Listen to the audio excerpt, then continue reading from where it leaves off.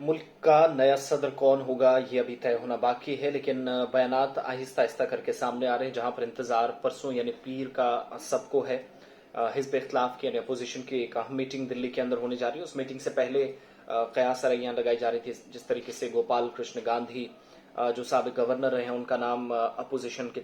खेमे से सामने आया, और जम्मू कश्मीर से डॉक्टर फारूक अब्दुल्ला का नाम सामने आया। लेकिन इन सब के बीच फारूक अब्दुल्ला ने क्लियरेंस दिया है, उनका बयान सामने आया है, बाकायदा तहरीरी बयान उन्होंने जारी किया है,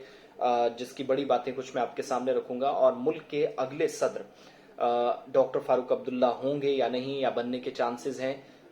इन सारे सवालों के बीच में उन्होंने अपनी तरफ से जो जवाब दिया है वो मैं आपके सामने रखूंगा। डॉक्टर फारूक अब्दुल्ला उन्होंने एक तो ये बात साफ कहा कि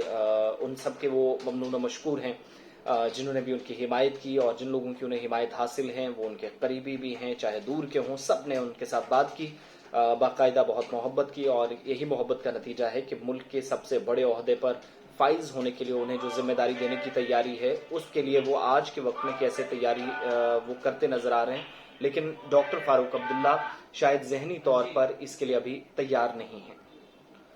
तो इस तरीके से डॉक्टर फारूक अब्दुल्ला ने आज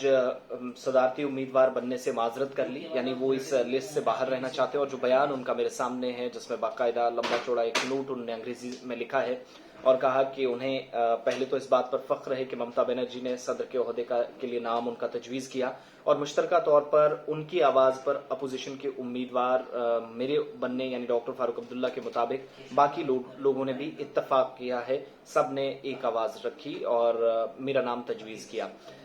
लेकिन दीदी की जानिब से नाम तजवीज़ किए जाने पर उन्होंने इजहार तशक्कुर तो किया, लेकिन हिजब इख्तिलाफ की लीडरान की मुतद्दिद कॉल्स भी डॉक्टर फारूक अब्दुल्ला को गई हैं, ताहम वो जहनी तौर पर इसके लिए तैयार नहीं है। और कहा कि मैंने सदर हिंद के उम्मीदवार के लिए जो नामजदगी के हवाले से अपने खानदान और साथ ही साथ जो सीनियर साथी हैं उनके साथ भी गैर मुतवक्का जो पेशरफ्त है इस पर गौर खौज किया है, बात की है, कुछ दिन का वक्त भी मांग लिया। लेकिन इन सब के बीच में फिलहाल वो जहनी तौर पर तैयार नजर नहीं आते कि मुल्क के सबसे बड़े ओहदे के लिए वो पूरी तरीके से तैयार है, जिसका मतलब हुआ कि फारूक अब्दुल्ला ये इलेक्शन कॉन्टेस्ट नहीं करेंगे।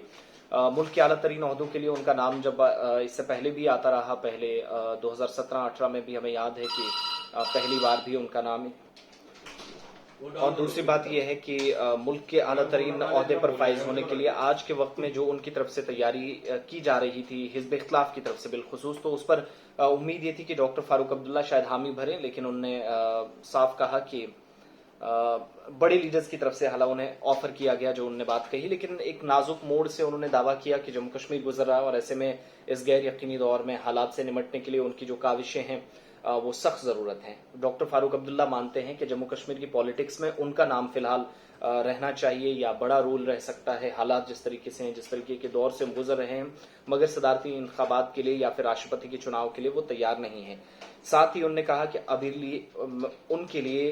एक्टिव सियासत का मैदान खुला है, लिहाजा केंद्र शासित प्रदेश के अंदर आज के वक्त में सियासत करना, पॉलिटिक्स करना उनकी जिम्मेदारी है, जिसको वो बखूबी निभा रहे हैं। और जम्मू कश्मीर या मुल्क की खिदमत में इस वक्त जो मुस्बत किरदार अदा करना है इन बड़े सियासतदानों को, तो डॉक्टर फारूक अब्दुल्ला उसके लिए तैयार हैं, लेकिन जहनी तौर पर वो साफ इनकार करते नजर आ रहे हैं। और ये भी कहा कि जो उनका नाम सदारती उम्मीदवार के लिए गया है उसका वो एहतराम करते हैं, लेकिन वापस अपना नाम लेना चाहूंगा और मैं इसके लिए जहनी तौर पर तैयार नहीं हूं। उसका मतलब ये हुआ कि वो आज के वक्त में जो इलेक्शन कॉन्टेस्ट करना है, और अपोजिशन ने जिस तरीके से गोपाल कृष्ण गांधी का और डॉक्टर फारूक अब्दुल्ला का नाम सामने लाया था, दोनों अभी तक एक की तरफ से बयान नहीं आया, दूसरी तरफ से भी बयान नहीं आया। इधर गजेंद्र सिंह शेखावत की क़यादत में बीजेपी ने टीम सामने रखी है, और टीम तश्कील देने के बाद नाम जो पसंदीदा नाम है वो चुनकर सामने आएंगे, जिससे पता चलेगा कि मुल्क का अगला सदर कौन होगा। 18 को यानी अगले महीने 18 जुलाई को इंतखाबात होने जा रहे हैं, 21 को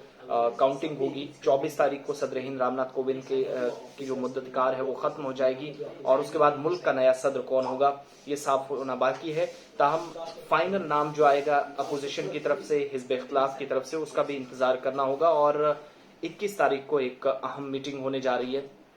जिसमें आप देखेंगे कि बल्कि